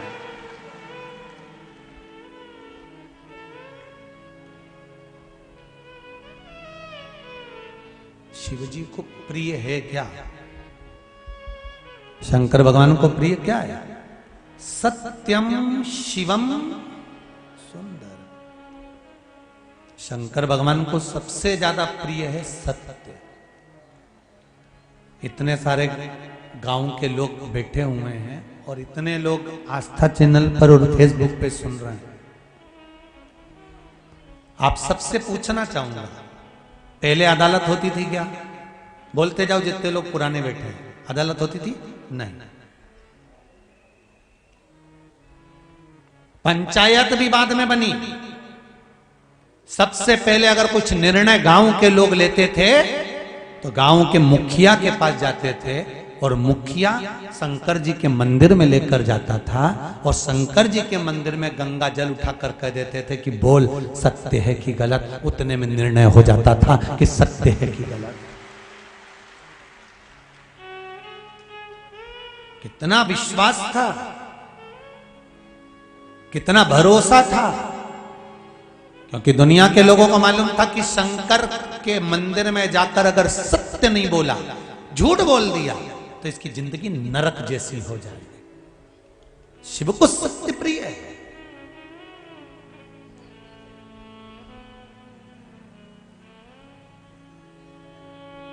पर आज के जमाने में तो व्यक्ति हर पल पल में झूठ बोलता है, पल पल में। शिव महापुराण की कथा कहती है, आप जितनी देर शिव पुराण में बैठो ना, उतनी देर आपके मुख से सत्य निकलना चाहिए।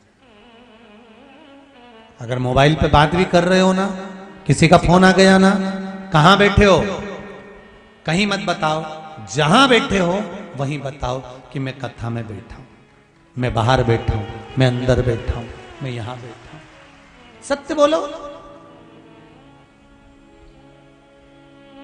पर दुनिया के लोग सत्य कब बोलते हैं? जब किसी मुर्दे को लेकर जाते हैं। राम नाम, अरे बोलो तो जरा अच्छे से। अपन मरेंगे तो दूसरा बोलेगा, अपन कब बोलेंगे? बोल लो जरा, राम नाम सत्य है, और जो सत्य है वो सत्य ही रहेगा। दिवाली के दिन छोटा सा बच्चा चिल्ला चिल्ला के बोल रहा था राम नाम सत्य, राम नाम सत्य। मम्मी आई, मोगरी लेके धो दिया। चुप बैठ, मालूम नहीं है दिवाली का दिन और तू राम नाम सत्य, राम नाम सत्य कर, तो बच्चे को सिखा दो कि राम नाम असत्य है।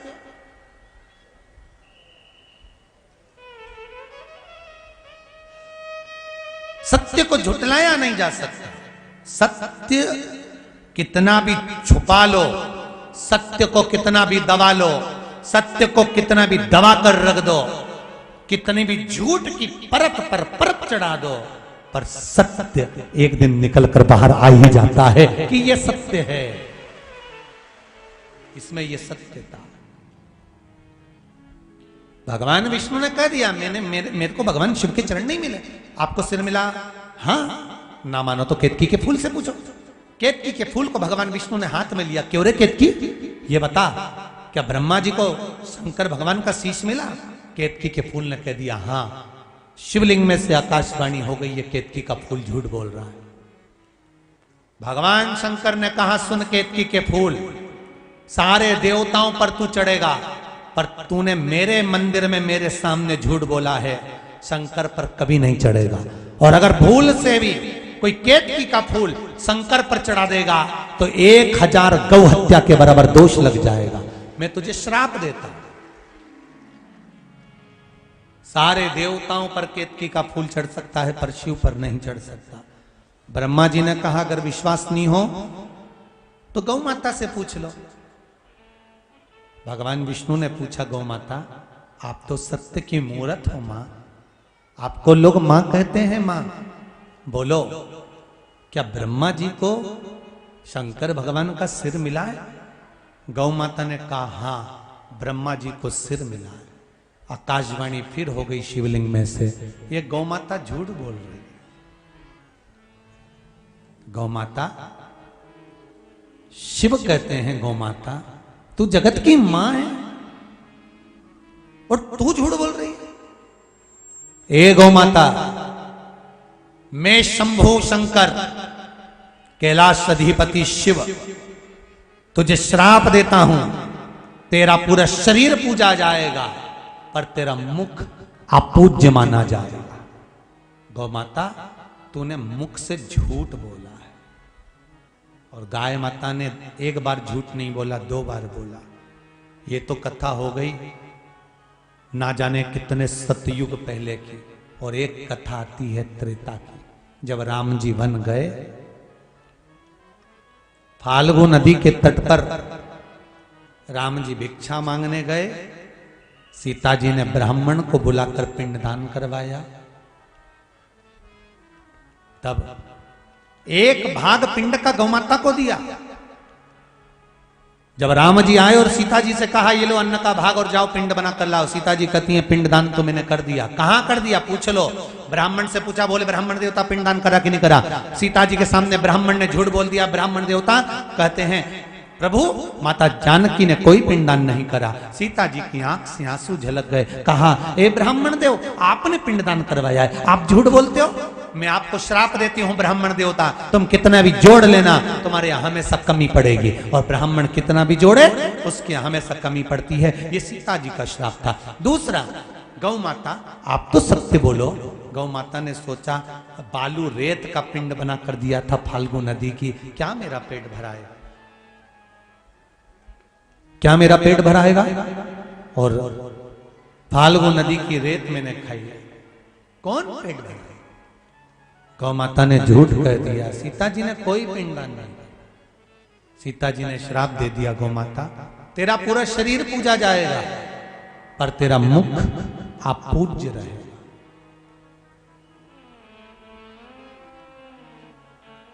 हिंदू धर्म में सारे मंदिरों की परिक्रमा आगे से होती है, पर हिंदू धर्म में सारे देवताओं की परिक्रमा आगे से होती है।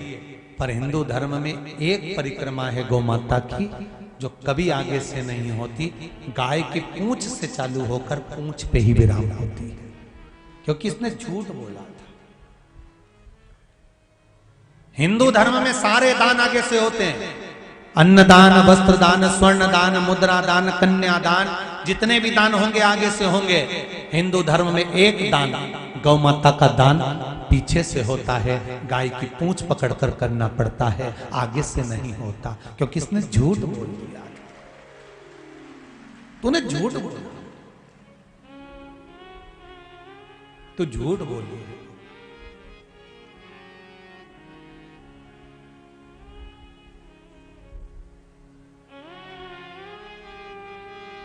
शिव, ब्रह्मा जी कहते हैं शिव जी की आकाशवाणी झूठी है। स्वयं ब्रह्मा कह रहे हैं कि आकाशवाणी झूठी है। शंकर भगवान प्रकट हो गए और प्रकट होकर तुरंत भगवान शंकर ने अपने पैर के नखून को तोड़ा और पैर का नख तोड़कर भगवान शंकर ने उस नख को फेंका, काल भैरव को प्रकट कर लिया और कहा, जाओ काल भैरव, ब्रह्मा जिस वाणी से झूठ बोल रहा है, जिस मुख से ब्रह्मा झूठ बोल रहे हैं, इस मुख को काट दो, काट दो इस मुख को।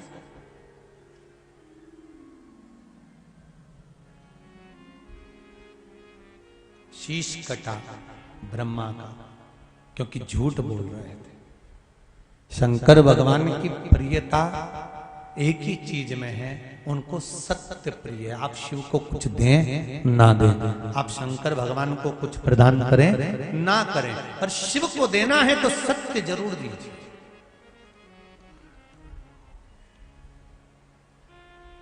शिव को सत्य दो। सत्यम शिवम सुंदर, शिव को सत्य दीजिए। सत्य जब मिलेगा तो शिव मिलेंगे, और शिव मिलेंगे तो जीवन सुंदर हो जाए अपने आप। आपके जीवन की सुंदरता अपने आप प्रकट हो जाएगी, अपने आप। देखो, एक पत्र में किसी ने लिखा है, पत्र इतने सुंदर सुंदर हैं और सबने अपने अपने मन के भाव लिखे हैं।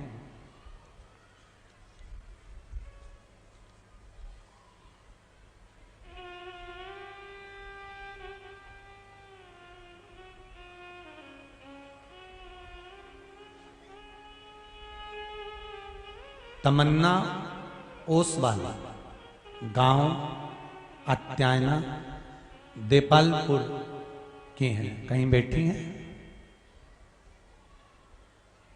उन्होंने लिखा है, गुरुजी, भाई की शादी नहीं हो रही थी, बहुत कोशिश करी गई। कहीं बैठी हो तो हाथ उठा सकती हैं। आप ही हैं? दोनों हाथ उठाओ जरा। हर हर महादेव। आपने लिखा है, तमन्ना जी ओसवाल, गांव अत्यायना, देपालपुर। आपने लिखा है बहन कि भाई की शादी नहीं हो रही थी गुरुदेव, सब जगह से हार चुके थे, तब पशुपति व्रत करवाया और व्रत का चौथा ही दिन था कि मेरे भाई की सगाई हो गई और उसकी शादी हो रही है। महाराज बहुत बहुत साधुवाद बहन, बैठ जाइए। हर हर महादेव। एक पत्र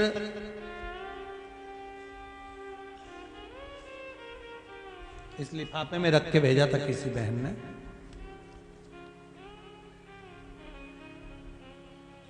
विनीता रावलिया सनावदिया से हैं, कहीं बैठी हो तो हाथ उठा सकती हैं, कहीं पर बैठी हो तो हाथ उठाएं। कहा है गुरुदेव, मैं 2 वर्ष से लगातार शिव महापुराण की कथा, कहीं बैठी हो तो हाथ उठा सकती हैं, दोनों हाथ ऐसे हिला दो अगर कहीं बैठी हो जिनका नाम लिया। विनीता रावलिया सनावदिया से 2 वर्ष से लगातार शिव महापुराण की कथा श्रवण कर रही हूं। मेरे 2 बार बच्चे मिसकैरेज हो गए थे गुरुदेव। डॉक्टर कह रहे थे कि अब योग नहीं है, अब आप संतान के लिए क्रम ना रखें। तब आपके द्वारा जो बताया गया था सफेद आंकड़े की जड़ का प्रयोग, वो करा और गुरुदेव बाबा की ऐसी कृपा हुई कि मेरे घर में पुत्र रत्न की प्राप्ति हुई है। बाबा को धोख लगाता है। ये पत्र भेजा है। शिव कृपा ही ऐसी। आप शंकर से निवेदन तो करो, विनती तो करो, शंकर का अनुमोदन तो करो। महाराज, अकाल मृत्यु वो मरे जो काम करे चंडाल का, काल उसका क्या बिगाड़े जो भक्त हो महाकाल का। शिव की आराधना में लग जाओ। तेरा ही दिया मैंने खाया पिया है, तेरा शुक्रिया है, तेरा शुक्रिया। भगवान ब्रह्मदेव का काल भैरव ने सिर काट दिया। लुढ़कता लुढ़कता सिर गया ब्रह्मा जी के रक्त में। अभी भी ब्रह्मा जी का कटा हुआ सिर कह रहा है कि आकाशवाणी झूठी है। झूठ बोलने के कारण ब्रह्मा जी के रक्त से एक नदी प्रकट हो गई जिसका नाम था कर्मनाशा। कौन सी नदी है? कर्मनाशा। जिस नदी का पानी कुत्ता भी नहीं पीता, जिस नदी का पानी पक्षी भी नहीं पीता, जिस नदी का पानी आज भी पशु भी नहीं पीता। यूपी गवर्नमेंट ने बड़े बड़े बोर्ड लगा कर रखे हैं कर्मनाशा नदी पर। यह कर्मनाशा है। अगर भूल से भी कोई इसमें हाथ धो लेता है, इसका पानी का छींटा लग जाता है, तो हमारे कर्मों का नाश हो जाता है। जो हमने पुण्य करा होता है सब समाप्त हो जाता है। इसलिए कर्मनाशा नदी में कोई हाथ नहीं डोबता, कोई स्नान नहीं करता, कोई उसका छींटा नहीं लेता। भगवान विष्णु ने कहा, प्रभु ये ब्रह्मा जी ने गलती कर दी है, क्षमा कर दो। इनका कटा हुआ शीश लोग इसका अपमान करेंगे क्योंकि इनने झूठ बोला है। आप कृपा करेंगे तो सब कुछ हो सकता है।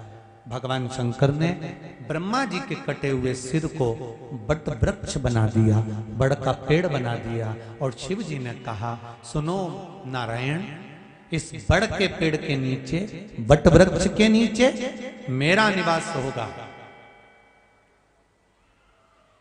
इसके नीचे मेरा निवास होगा। मेरा एक नाम बटकेश्वर महादेव होगा। शिव जी ने अपना नाम दिया। क्या नाम पड़ गया? बटकेश्वर महादेव, शिव जी का नाम। और बटकेश्वर महादेव का एक नियम है, अगर कर्जा ज्यादा हो जाता है, कोई पैसे खाकर भाग गया हो, नहीं दे रहा हो, या कर्जा बढ़ गया हो, तो बढ़ के पेड़ के नीचे दही का शिवलिंग का निर्माण किया जाता है। काय का निर्माण करना है? दही का शिवलिंग। और दही के शिवलिंग का निर्माण कर कर उसका पूजन कर कर, जिससे अपने को पैसे लेना है या कर्जा चुकाना है, शिव जी से पूजन कर कर, बोल कर, आराधना कर कर, उस शिवलिंग की पूरी आराधना करने के बाद, पूजन करने के बाद अपनी मनोकामना कर कर उसका विसर्जन कर दिया जाता है। भगवान देवाधिदेव महादेव से विनती करते हैं कि हे बाबा बटकेश्वर महादेव, हमारे कर्जे से हमें मुक्त करे और हमारा गया हुआ पैसा जिन जिन के पास है वो वापिस आए। बाबा 3 महीने में बटकेश्वर महादेव पैसा देना प्रारंभ कर देते हैं। जिससे पैसा लेना होता है वो देना चालू कर देता, कर्जा भी धीरे धीरे चुक जाता। ऐसे बटकेश्वर महादेव भगवान शिव का एक स्वरूप है। बटकेश्वर भगवान बड़ के पेड़ के नीचे विराजमान हुए, ऐसा सुंदर स्वरूप का वर्णन आता है। शिव जी ने अर्धनारीश्वर स्वरूप धारण कर कर भगवान ब्रह्मा जी को अपनी झांकी का दर्शन कराया है। अर्धनारीश्वर भगवान पधार रहे हैं। जोरदार ताली बजाकर स्वागत करें अर्धनारीश्वर भगवान के लिए। बोल अर्धनारीश्वर भगवान की जय।